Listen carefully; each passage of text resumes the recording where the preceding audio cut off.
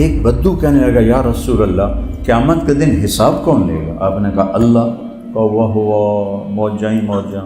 آپ نے کہا ما یحملک علی قولک بخن بخن، تو کیڑی گل تو آخر ہیں موجاں ہی موجاں؟ کہ یا رسول اللہ ان الکریم اذا قدر عفا، کریم تے سخی بادشاہ ناپتے بھی چھوڑ دیندہ ہے۔ میرے نبی کا فرمان ہے دن میں 70 دفعہ توبہ کر کے توبہ توڑ کے پھر توبہ کر لے تو اللہ دوستی باقی رکھتا ہے۔ کوئی ناراض ہو جائے اس کو منانے جاؤ تو آگے بڑھ کے دروازہ کھولے گا یا کہے گا ایسے کہو دفع ہو جائے، میں نے ملنا ہی نہیں۔ اور میرا اللہ کہتا من تقرب الی تلقیتہ من بعید، جو مجھے راضی کرنے کے لیے آتا ہے، گناہوں پہ پشیمان ہو کے آتا ہے میری بارگاہ میں آگے بڑھ کے اس کا استقبال کرتا ہوں۔ میرے نبی نے کیا کہا؟ رونا نہیں آتا تو شکل ہی رونے والی بنا لو۔ سبحان اللہ۔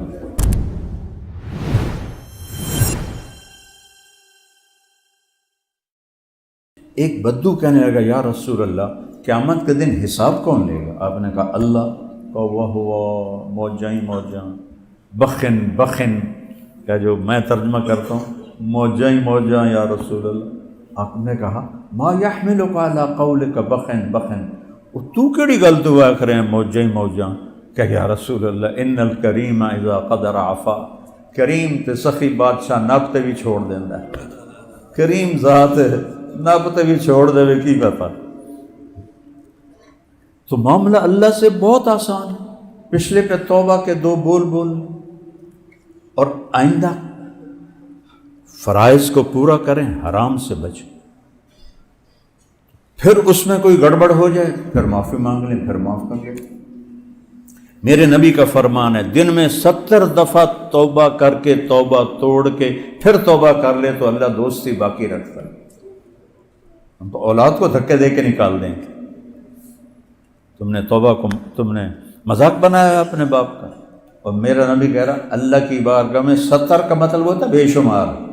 یہ 70 نہیں ہوتا، 70 کا مطلب عربی میں ہوتا ہے بے شمار۔ اللہ جب جاؤ گے اللہ کہے گا جاؤ معاف، جتنی دفعہ جاؤ گے اللہ کہے گا جاؤ معاف۔ کوئی ناراض ہو جائے اس کو منانے جاؤ تو آگے بڑھ کے دروازہ کھولے گا یا کہے گا ایسے کہو دفع ہو جائے، میں نے ملنا ہی نہیں۔ اور میرا اللہ کہتا من تقرب الی تلقیتہ من بعید، جو مجھے راضی کرنے کے لیے آتا ہے، گناہوں پہ پشیمان ہو کے آتا ہے میری بارگاہ میں آگے بڑھ کے اس کا استقبال کرتا ہوں۔ جو ہے ہی بے نیاز، انتم الفقراء واللہ الغنی، وہ کہتا میں آگے بڑھ کے استقبال کرتا ہوں۔ اللہ اکبر۔ تو فرائض پورے کر کے 4 کام کر لو۔ صدق و حدیث، ہمیشہ سچ بولو، جھوٹ نہ بولو۔ حفظ و امانت، کسی کو دھوکہ نہ دو، دیانتداری سے کام کرو۔ ہمارے ہر شعبے میں خیانت گھس گئی ہے، وڑنے گئی گھس گئی۔ 2 نمبری خیانت، 2 نمبری خیانت۔ سچ بولو نمبر 1، دیانتداری نمبر 2، تیسرا اخلاق اچھے کرو، کسی کو تکلیف نہ دو، چوتھا رزق حلال کماؤ، جنت سیدھی ہے۔ اس میں ہو جائے کوئی گڑبڑ تو توبہ کر دو، پھر معاف کر دو۔ وہ نہیں سنا جس نے 99 قتل کیے، 99۔ سب سے بھاری سزا 2 آدمیوں کی ہے اہل ایمان میں، ایک قتل ناحق کرنے والا، ایک سود کھانے والا، دینے والا نہیں، کھانے والا، سود کھانے والا سب سے خوفناک سزا ہے۔ قتل ناحق سب سے خوفناک سزا ہے۔ اس 99 مار چھڑے، پھر اسے خیال ہے توبہ کرا۔ وہ کسی صوفی صاحب کو ٹر گئے، صوفی صاحب میں 99 بندے مار بیٹھا، میری توبہ ہے۔ اس کا توبہ توبہ تیری توبہ کیوں ہو سکتی؟ اس کا 99 بھیڑا جا لگتا 100 تک کران چل وہ بھی لا چھڑ دی، 100 پورے کر دی۔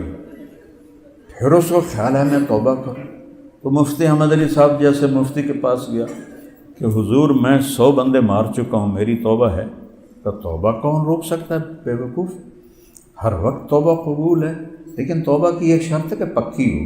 تو یہ جو تیری بستی ہے نا، یہ ساری ہے مجرموں کی، تو یہاں رہے گا تو پکا نہیں رہے گا، وہ اگلی بستی نیک لوگوں کی ہے، ادھر چلا جا، تیری توبہ پکی ہوگی، تیرا گناہ بھی معاف ہو جائے گا۔ اس نے کہا میں نے اللہ معاف کر دے، میں اپنا گھر چھوڑ دینا۔ اس نے اپنا چھوٹا موٹا بوریا بستر اٹھایا اور اس گاؤں کی طرف چل دیا۔ ابھی تھوڑا ہی دور گیا تھا تو اچانک موت کا جھٹکا لگا۔ اس نے دیکھا کہ کم نیڑے تو اس نے سے چھلانگ لگائی، تو اس کے ہاتھ آگے ایسے تھے اور پاؤں پیچھے تھے، اس حال میں اس کی موت آئی۔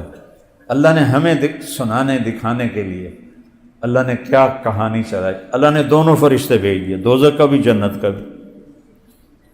تو دوزخ والے کہنے لگے ساڈا قیدی ہے، مجرم ہے، حالی اتنے پہنچے ہی نہیں نیکاں دے کول۔ تو جنت والے کہنے لگے یہ گھر چھوڑ چکا ہے اور ادھر جا رہا ہے، اس کی نیت ہے، لہٰذا اس کی نیت پہ فیصلہ ہے، یہ جنتی ہے۔ اب دونوں فرشتوں میں تکرار ہو رہی ہے، تو اللہ نے تیسرا فرشتہ بھیجا، جاؤ فیصلہ کرو۔ انہوں نے پوچھا جی کیا فیصلہ کرو؟ کون سے کہو زمین ناپو، اگر گھر کے قریب ہے تو دوزخ والے لے جائیں، اگر اس نیکوں کی بستی کے قریب ہے تو جنت والے لے جائیں۔ جب ناپنے لگے تو گھر کے قریب تھا، اس بستی سے دور تھا، اللہ نے گھر کی طرف کی زمین سے کہا پھیل جا، اور ادھر کی زمین سے کہا سکڑ جا۔ ہر شے تو اللہ دی تے اللہ دے قبضے سے۔ جب انہوں نے ناپا تو گھر سے دور ہو گیا، اس گاؤں کے قریب ہو گیا، اللہ نے کہا جنت میں ڈال دو، ہم دیکھ لیں گے۔ یہ جو کہتے ہیں نا اللہ حقوق العباد معاف نہیں کرے گا، حقوق اللہ چاہے جس کے معاف کر دے، اللہ کو قدرت ہے، یہ تمہیں حقوق العباد کی حدیث سنائی، چاہے حقوق العباد معاف کر دے چاہے حقوق اللہ معاف کر دے، اللہ کو پابند نہیں کر سکتے، نہ ہی کرنے کی جرت کرنی چاہیے۔ رحمتی وسعت کل شیء، جس کو چاہے معاف کر دے۔ اس سے بڑا واقعہ بخاری شریف ساری حدیث کی بڑی کتابوں میں یہ واقعہ ہے، خطا ہو گئے یا اللہ معاف کر دے، پھر ہو گئے یا اللہ معاف کر دے، اللہ ہر دفعہ خوشی سے معاف کرے گا۔ تو ایک ہم توبہ کر لیں، نیت کرتے ہو تو کہو میرے ساتھ یا اللہ میری توبہ، پھر کہو یا اللہ میری توبہ، پھر کہو یا اللہ میری توبہ۔ لو اگر دل سے کہا ہے سب معاف، باقی تفصیل مفتیوں سے پوچھ لینا۔ تو جس نے توبہ پکی کر لی ہے مبارک ہو، سب معاف ہو گیا، صاف۔ پھر کوئی دھبا لگ جائے پھر کہنا یا اللہ معاف کر۔ میرے نبی نے کیا کہا، رونا نہیں آتا تو شکل ہی رونے والی بنا لی، سبحان اللہ۔ کئیوں کا دل ایسا ہوتا ہے کہ ان کو رونا آتا ہے نہیں، تو میرے نبی نے کہا رونے والی شکل بنا لی۔ جیسے ان فقیروں سے سیکھو دعا کیسے مانگنی، یہ نہیں کھڑے ہوتے مانگنے والے، کیسے چہرہ بناتے ہیں، کیسے تعریفیں کرتے ہیں، کیسے ہاتھ پھیلاتے ہیں، خواہ مخواہ دل کرتا ہے کچھ دے دیں، حالانکہ پتہ ہے یہ کاروباری ہیں، شام کو 4-5 ہزار کما کے لے جائیں، پھر بھی اس کا چہرہ ایکشن، تو اللہ کہتا اللہ کو ایسے دکھا دو، تو اللہ کہتا چل جا دفع کرو، معاف کیا۔ اور بھائیو نماز قضا ہو جائے تو سونے سے پہلے اس کی قضا پڑھ کے سو۔ سر پہ زیادہ چڑھ جائیں تو پھر مفتیوں سے پوچھو کہ کیا کرنا ہے، کہ نا آج کوئی قضا ہے تو شام کو پڑھ لو، دوپہر کو پڑھ لو، رات کو پڑھ لو، اگلے دن پڑھ لو۔ روزے چھوٹ گئے ہیں کسی وجہ سے، بعد میں آہستہ آہستہ رکھ لو۔ اور بیمار ایسا ہے کہ رکھ ہی نہیں سکتا، پھر اس کو معاف ہو جاتے ہیں۔ حج میں بیمار ہے، حج معاف ہو جاتا ہے، نماز معاف نہیں ہوتی۔ اگر معاف ہوتی تو حسین کو کربلا میں ہوتی، ان کا سر تو کٹے گا، نماز نہیں چھوٹے گی۔ اور دنیا سے جاتے ہوئے میرے نبی نے کہا الصلاۃ الصلاۃ الصلاۃ، تو سارے بھائی اس کی نیت کرو، نماز نہیں چھوڑنی ہے، اور نماز کو مسجد میں باجماعت پڑھنا ہے، علماء سے رابطہ رکھنا ہے، اپنی زندگی کے مسائل ان سے پوچھ کے چلو تاکہ صحیح راستہ ملے، صحیح۔ وہ میں ایک وہ اپنا ہی بیان نکل آیا، کوئی ہندو چلا رہا تھا، تو وہ اس کی وجہ سے میں سننے لگا یہ ہندو کو میرے بیان سے، تو اس میں میں نے بات کی کہ اپنے جھگڑے اپنی آپس میں بیٹھ کے طے کر لیا کرو، کسی بڑے کو ساتھ بٹھا کے، جیسے وہاں پٹھانوں میں جرگا ہوتا ہے، یہاں پنچایت ہوتی ہے، تو اس طرح کر لو، عدالتوں میں نہ جاؤ۔ تو وہ تبصرہ کرنے لگا اے مولوی وکیلان دی روزی تے لت مار رہا ہے۔ کسی بھی ملک کی تباہی بھوک سے نہیں آتی، ظلم سے آتی۔ کوئی قوم اس لیے تباہ نہیں ہوئی کہ ان کے پاس روٹی ختم ہو گئی۔ جتنی قومیں تباہ ہیں، جتنے آج تباہ ہو رہے ہیں، ظلم کے پیچھے۔ عدل جب مٹ جاتا ہے، عدل ریڑھ کی ہڈی ہے، جب یہ مٹتا ہے تو پوری قوم مٹ جاتی ہے۔ اور میرا ملک تھوک کے لحاظ سے ظلم سے بھرا پڑا ہے۔ اللہ کوئی عدل کی فضا قائم کر دے، اور اللہ سے مانگو کہ اللہ ہمیں مرنے سے پہلے پہلے ہم سے راضی ہو جائے۔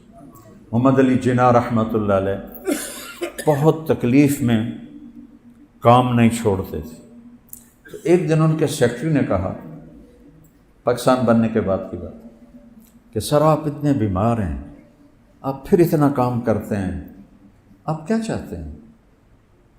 ٹی بی تھی نا، تو ٹی بی کا تو کوئی علاج کوئی نہیں تھا، تو وہ تو انگریزی بولتے تھے، کہنے کہ دیکھو میں یہ چاہتا ہوں جب میں اللہ کے پاس حاضر ہوں تو اللہ مجھے کہے well done Mr Jinnah, well done, well done Mr Jinnah, well done. ہم بھی جب مریں تو اللہ کہے شاباش میرے بندے، بہت اچھا کر کے آئے۔ اور جب اللہ موقع دے تبلیغ میں 3 دن لگانا شروع کر دو، میں 4 مہینے بھی نہیں کہتا، چلہ بھی نہیں کہتا، صرف 3 دن کہتا ہوں، لیکن باقاعدگی سے چلتے رہو تو انشاءاللہ پوری زندگی میں تبدیلی آ جائے۔ کسی سے لڑے ہوئے ہو صلح کرو، خاوند بیوی میں کوئی جھگڑا ٹکراؤ ہے تو یہ ایسا بڑا عمل ہے، اگر یہ صلح کر لیں تو اللہ ان کے پچھلے سارے گناہ معاف کر دیتے، جیسے نماز پہ معاف ہوتے ہیں۔ میاں بیوی کا جھگڑا ہو اور وہ صلح کر لیں تو ان دونوں کے پچھلے گناہ معاف ہو جاتے ہیں۔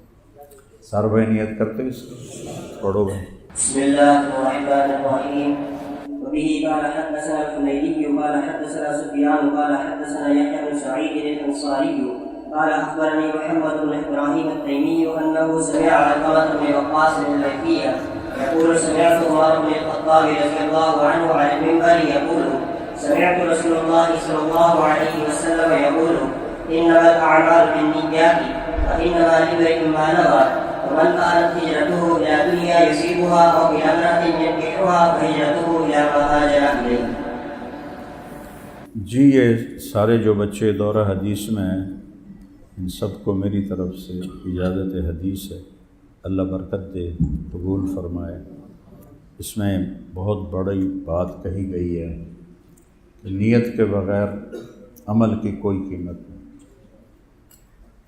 اور نیت ایسی چیز ہے، مولانا الیاس صاحب نے اس کے لیے جو لفظ منتخب کیا تصحیح نیت، 5واں نمبر تبلیغ کا، اخلاص سے نیت نہیں کہا، تصحیح نیت۔ تصحیح ہے باب تفعیل جس میں تکرار ہوتا ہے، کہ تصحیح کے لفظ میں اشارہ ہے کہ نیت بار بار خراب ہوگی اور اسے بار بار ٹھیک کرنا ہے۔ تصحیح نیت، کیا باریک بین ہستی تھے وہ۔ ہم عام طور پہ اخلاص سے نیت کہتے ہیں، اخلاص تو دعویٰ ہو جاتا ہے، تصحیح میں دعویٰ نہیں ہے، تو میں اپنی نیت کو ٹھیک کرنے میں لگا ہوا ہوں۔ اور سب سے باریک عمل ہے یہ نیت کی سے، چونکہ کسی کو نہیں پتہ سوائے اللہ کی۔ یہ کبھی نہیں کہنا چاہیے کہ یہ اس کی تو نیت خراب، اور کبھی دعویٰ نہیں کرنا چاہیے کہ میری نیت ٹھیک۔ یہ موت پہ ہی راز کھلے گا کہ میں اللہ کے لیے کر رہا تھا کہ میں واہ واہ کے لیے کر رہا تھا۔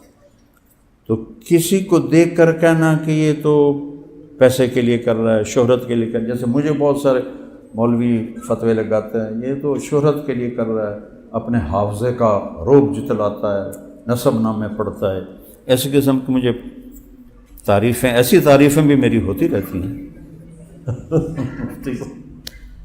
یہ امن میں چپ کر کے ایک طرف بیٹھے ہوئے ہیں تو، لیکن یہ ہو ہی نہیں سکتا کہ رطب و یابس کٹھا نہ ہو، اچھے کہنے والے برا کہنے والے نہ ہوں۔ نبیوں کو نہیں چھوڑا لوگوں نے، ہمارے نبی کو کیا کہا؟ ساحر مجنون، اِنَّا لَتَارِكُ آلِهَتَنَا لِشَاعِرٍ مجنون۔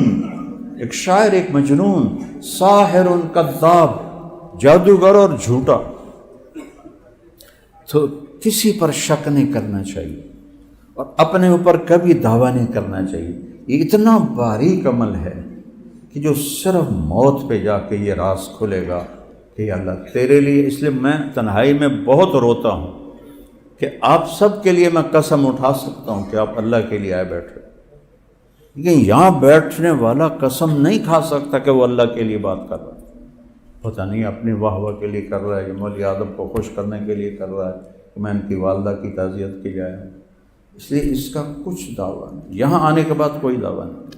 یوسف بن حسین ایک بہت بڑے محدث گزرے اور بہت بڑے خطیب گزرے، موت کا وقت آیا تو رونے لگے، یا اللہ ایک میرے پاس دیانت ہے، ایک میرے پاس خیانت ہے۔